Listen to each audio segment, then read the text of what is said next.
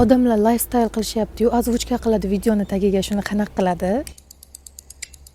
Bu juda ham oson. Buning uchun CapCut ilovasiga kirib, kerakli videoni yuklab olamiz hamda zvuk bo'limida zapisat funksiyasini bosamiz. Agar siz gaplaringizni yoddan aytishga qiynalsangiz, chap tarafda telesuflyorni bosasiz hamda bu yerga kerakli hamma gaplaringizni yozib olasiz. Yuqorida preminute tugmasini bosish orqali so'zlaringizni saqlab olasiz. Bu yerda esa xohishga qarab shriftlarni rangini o'zgartirsa bo'ladi. Tayyor, endi esa bemalol nachat zapisni bosib, gaplaringizni gapirib olsangiz bo'ladi.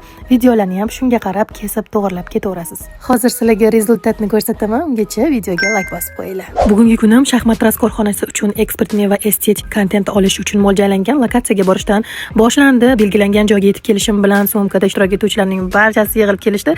Darrov syomkani boshlab yubordik. Ishlarni bitirib uyga qaytdik. Aniqrog'i keyingi proyektimga yo'l oldim. Unisi endi boshqa hikoya.